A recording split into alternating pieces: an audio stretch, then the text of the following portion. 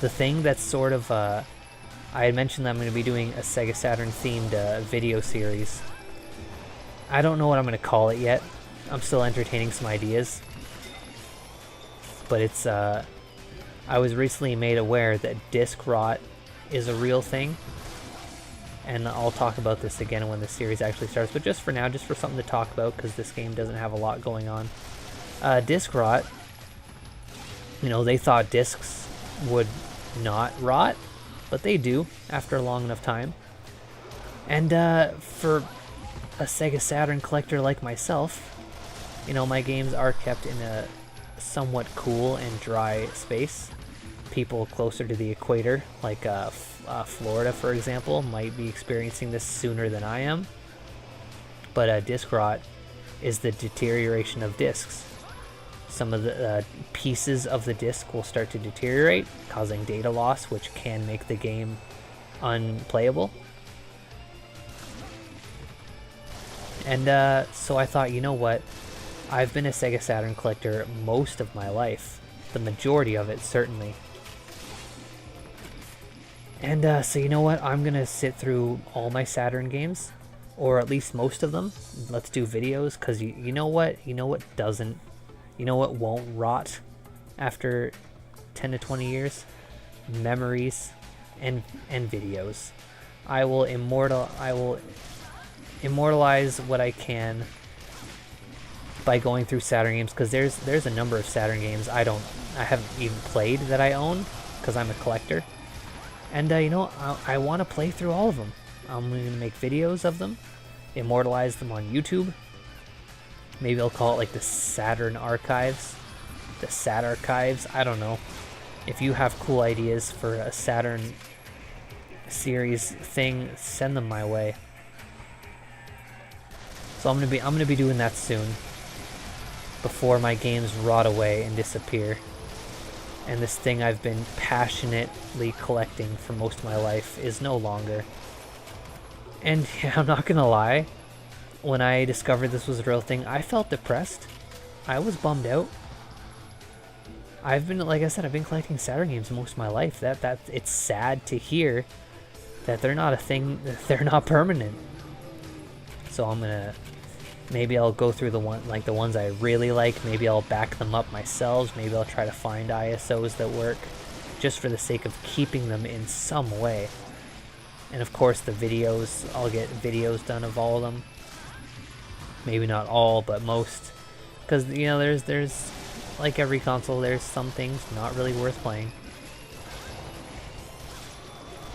But yeah, so look forward to that. Look forward to Saturn games.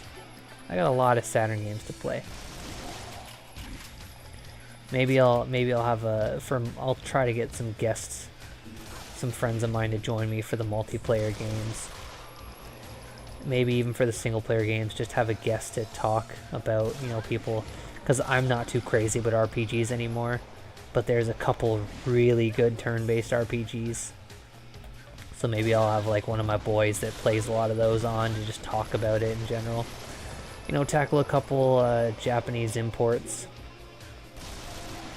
There's also, I have played some Saturn games. One thing I was entertaining the idea of doing when I do these Saturn videos is looking at the instruction manual. Because that's the thing, we don't really have instruction manuals much all these days. Everything's in-game. And I mean, that's fine. But I remember a little nostalgic feeling. A little nostalgic thing is when you're a kid, you know, you've gone to the game store, your mom or dad drove you there. They bought it for you because you don't have money, you're a fucking kid. Or it's your allowance and you saved up a lot. On that car ride home, you're excited to play it. You want to do something with this game right away. So you know what you fucking do? You're sitting in the back seat, maybe in the passenger seat if you're just driving with one parent, and you look at that goddamn instruction manual. You're excited to play Final Fantasy VII, so you crack it open. You look at those character profiles. You're like, oh, Cloud. You look at fucking the Final Fantasy, and I remember this one thing. I'm gonna pause for a minute to get real with you. When I got Final Fantasy IX, I was on my way home. My mom was driving me. I was looking at the instruction manual. The characters had little quotes. Zidane, or Zidane was, "There's never a wrong time to help someone." I don't know what it was, but that quote stuck with me. Something, I don't know. I don't consider myself a particularly generous or thoughtful person. I'm average. I do nice things. I try to be nice to people, but something about that quote just stuck with me. But yeah, maybe I'll look at the cover art, discuss the cover art. I've seen a couple series on YouTube where they talk about, they go over like judging by the cover by Yahtzee, or box art critique on the Super Best Friends play. Maybe I'll do a thing like that for Sega Saturn games. Like, you know, let's look at the instruction manual, let's play the game, let's appreciate everything, all the content for this Saturn game. I want to appreciate and sort of archive all of it. And I hope that if you're watching this, you will join me on that adventure. And I'm excited to go on this adventure. Of course, I'll test out as many games as I can get running on an emulator smoothly. I will, for the sake of video quality. But if I can't, I literally have 2 Sega Saturns. One that I've had around when Saturn came out. I bought that, and then I have one that I picked up gun increased. And I picked up one, a friend was selling some stuff, and he had a really great condition one that I bought off of him. That, cause the one I have was freezing every now and then, and that bummed me out. Also, what direction was I fucking going? Oh, there's a goddess statue over here. I can cleanse Saki. Anna has reached level 3. I can't believe her name is spelled with 3 fucking N's. That blows my mind. Alright, Saki, let's roll. The gun combat's cool and all, but boy was that getting old. So yeah, I'm gonna really delve into it. I have quite a few rare Saturn games too. And I'll probably talk about the value of what they are at the time, because of course that varies. I remember a time when I was looking at rare Saturn games and I was like, man, I would love to have Panzer Dragoon Saga. That's like the #1 Saturn game to have, right? It's super good and it's super rare and it's the most expensive. $400 though, that's a bit of a stretch. Nowadays I fucking look at it and it's like, wait, like 600? It's gone up in value quite a bit. So, you know, I'll be discussing stuff like that, what its current value is and whatever. Where am I going right now? Yeah, I use that avenue key. I don't know why it's asking me for permission. Like, I need that avenue key. Oh, I've encountered this dickhead before. You're not special. Oh, there's 2 of them. That changes everything. Alright, 2 health bars, 2 enemies.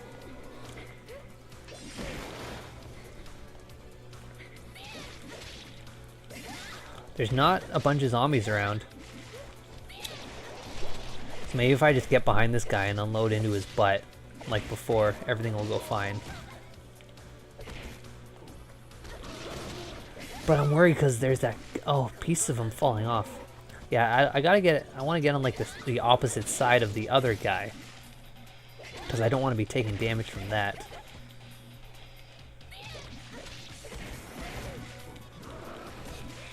Oh no, let's get some dodges going.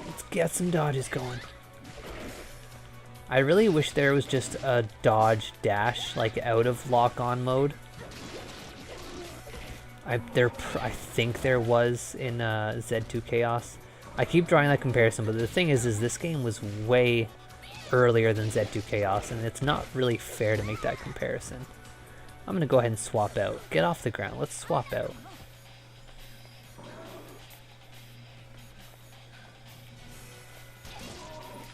I guess I'll just shoot. Whoops, that's not the button I wanted to press. But while I'm here, let's wipe the blood off.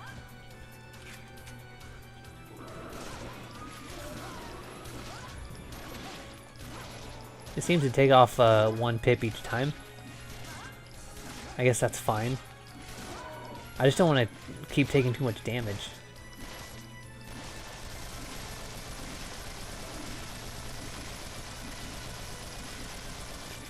Oh, riveting gameplay. Oh, there's a blue thing. That's probably good. I want this. Give me that pill.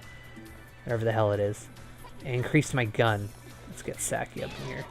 Now that there's not a second guy, I guess I could probably just focus on staying out of the attack zone. Oh, you do big swing arounds and shit.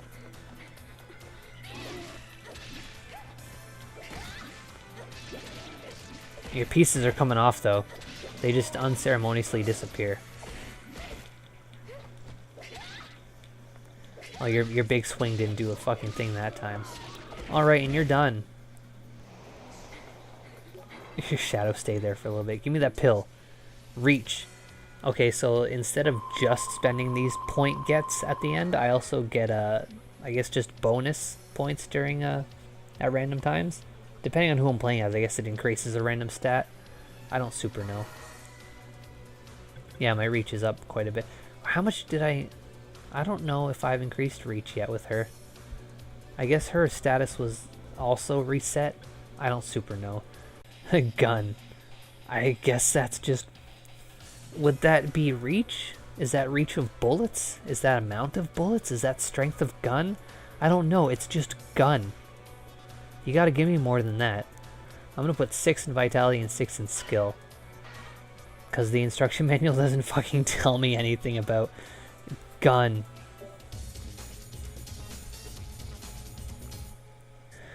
Having escaped from the hospital, I stood on its small hill and looked over the city spread out below me.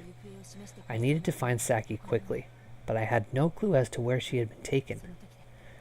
That's when it happened. I felt the shockwave as though something massive had exploded far away, and heard a terrible roar. Looking in the direction of the blast, I saw smoke rising from the explosion. The burning section of the city was painted crimson with flame. Something was going on down there. That might be where Saki is, I thought to myself. There is no way that Saki would just give up and let them capture her. That means... that explosion! I moved, trusting only my instincts. I cursed every minute, every second it took to reach her. Straddling a nearby motorcycle, I turned the key in the ignition and took off at full throttle through the sloping streets. Hold on, Saki. I'll be there soon. Oh wow, I can press A to go real fast. So the real question is it going to plot me into more just gameplay, or do I get a cool, is there going to be a cool motorcycle, like, minigame? Oh my god, there's a cool motorcycle minigame!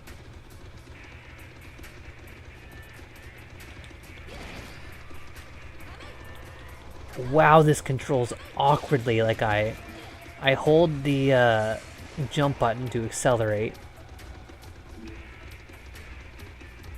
I'm going backwards now, I realize this. And it's just... Is it just spawning in more direction for me to go? Whatever the case, I do have attacks. Wow, I thought this would just move... Oh god, what have I done? I've fucked it all up. I can't...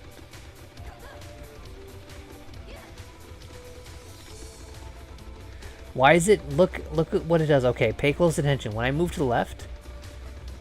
Why does it jiggle that part of my body? Like, yeah, I see my tits swaying around and that's proper. Does it have to jiggle my midsection like that? Also, I'm totally stuck. I've totally got myself stuck. No, I can back up. Okay, no, there we go. Okay, I don't think I was meant to stop and do precise things. Oh, triangles turn right around. My heavy attack is just turn right around. The, I can do wheelies and shit.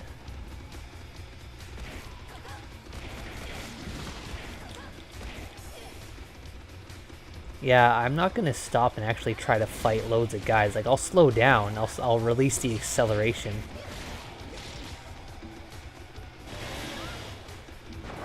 And, like, I guess those dogs chase me a bit. Maybe I should do the wheelie thing whenever I approach a group of guys.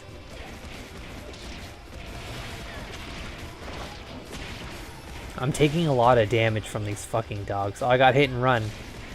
I hope I unlocked more costume stuff.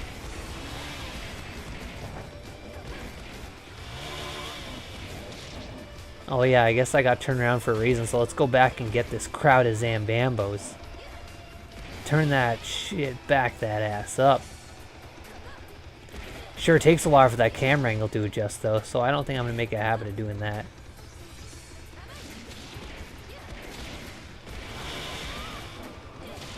The swerving on the spin around also seems to attack guys.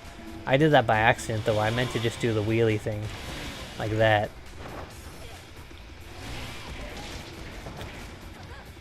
I was expecting this to be a little cooler than it is.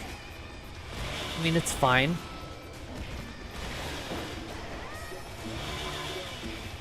Oh yeah, smash that fucking flame dog right in the face. Anyways, yeah, I guess this is fine. I'm sure I'm taking a lot more damage than I expected to. Those dogs mean fucking business. There's so dang many of them. They keep up with me and then just occasionally do damage when they're around. If I just press the attack button rapidly enough, I guess I can just keep them off of me. But there's so many, I just feel like I should... And then they just spawn out of nowhere. Because this game engine can't handle things like this.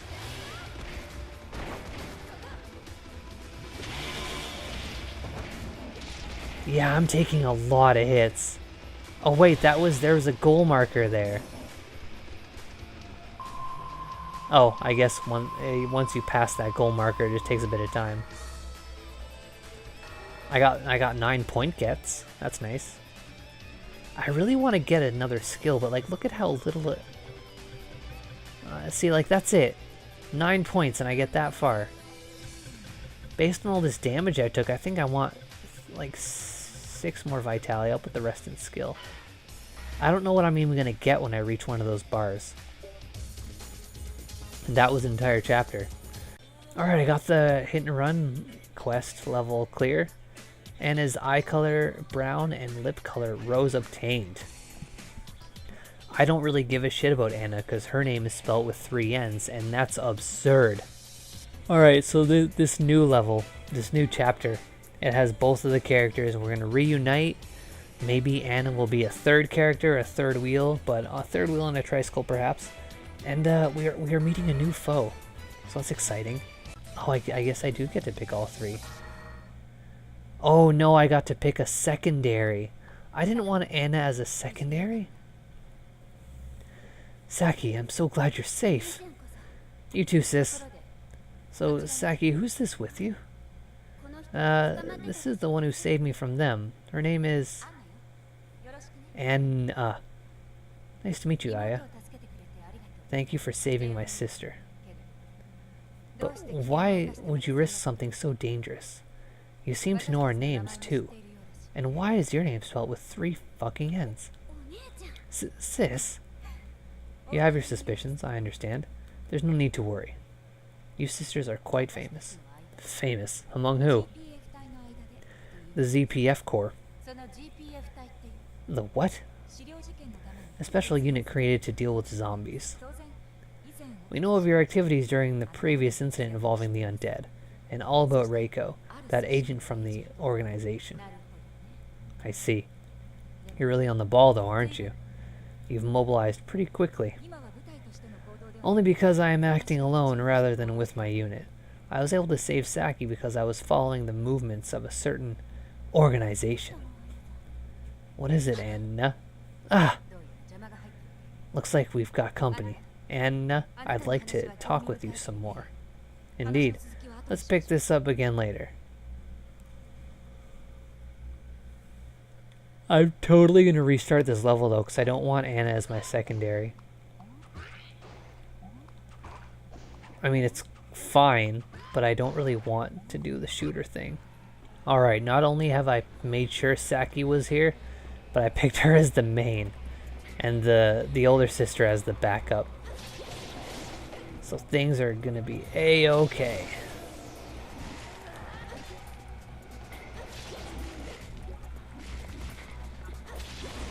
Is this even the way I need to go, or am I just being lured by the fun of killing things? You know, speaking of stupid zombie things, and this might be the third time I've even mentioned it in videos, Helldriver is such a good movie. It is truly an excellent zombie movie. How many yellow balls did I leave behind?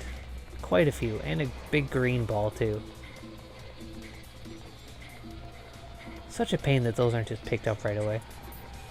I think in Z2 Chaos there was options like you had like equipment options that would put up certain stats or whatever. I think one of them might have been like grabbing items, like you had a bigger reach. I don't super remember. I play a lot of action games. I'm a very simple man. I like action games. I don't want things that are too hard. I just want to fight stuff and be done with it. And that's what we're doing right now. We're fighting stuff and then we're being done with it. Alright, this is a new area, I think. Oh, it's a fucking fire guy. I think the fire guys hurt me if I'm in proximity. Or maybe it's if I attack them. I don't super remember. Maybe the reason why this game doesn't really have any tutorial stuff is because it expects you to have played the previous ones. And I'm not gonna lie, I don't know what order they take place in. To be honest, when I played Z2 Chaos, I thought there was only this one, because I knew there was an Onechanbara game on 360. And I thought, that's probably it, but no, there's one on Wii, and there's two on, I think there's two on PlayStation 2 that are just Japanese only and hard to find. I don't super know. And I don't own a Wii, like I said. Oh my god, that takes forever. But yeah, which I think is kind of strange, because why pick up a series based on, like, I can understand if it's like a complete, like, oh, nothing in the previous ones matter, but this one has clearly reference to previous events and expects me to know things, or at least it seems like it does. And I don't know those things because I did not play the Japanese only versions, and if I did, I still don't understand Japanese. Strange that these would get English translations when, like, I understand, like, oh, and, like, you know, these games are a bit better than the previous ones. I think they would do well with an American audience. And that's fine, I understand that. But when it takes place after events in games that aren't available to an English audience, it's like, what are you doing? Like, what if, like, it's just going to be a little confusing. Like, for example, imagine you were going to watch the old Star Wars trilogy, or even the new Star Wars trilogy. Now imagine you watch the second one first. That'd be a bit weird. And imagine that the first one wasn't even available to you. So the one that's technically the first is actually the second. You'd be a bit lost. Now, I'm not saying that the plot here is so complex that I need that, but still, it's just the point I'm making is why start? Oh, I need to find a fucking key. Like, why start with not the first? Especially when it's not a reboot or separate story.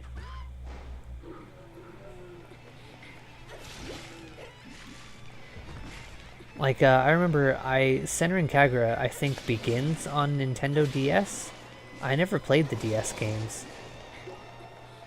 But, and when I was getting into the one on the PS Vita, Shinobi Versus, it had implied that the characters had met before, and they had a bit of history. And it was lost on me, but it seemed like so negligible that it was fine. And then there's a Senran Kagura anime that seems to just be when the characters meet. So it's like, hey, I didn't need to play the DS games. You can watch the anime, which is only like 12 episodes, play Shinobi Versus, and then boom, you're good. And there is an Onechanbara movie. There absolutely is. And I don't think it's at all related to this.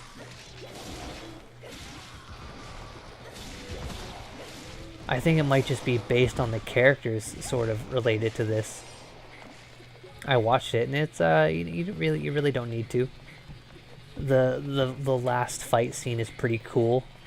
The special effects are not very good, but it's cool. It's got cool ideas. I like what it's doing. But yeah, there's not really much going on in it. I watch a lot of Japanese B movies. Of course, I mentioned Hell Driver earlier as one of them, and it's very good. Then you got your Tokyo Gore Police, your Machine Girl. All of these were easy to reference because I own these movies and they're on display in my room. They're right in front of me. They're so good. But yeah, it's just weird. I feel like there's character development here that I'm not able to appreciate. There's things going on, and I mean, it did sum it up at the beginning, but like it summed up so many events. It's like clearly like a whole video game that took place before this. But I wouldn't know. Maybe, because I'm pretty sure, like, clearly this one focuses on this pair of sisters, and I did mention there's another one. And I believe it's, Kagura and the other girl. I forgot her name, but Kagura's sister, I guess.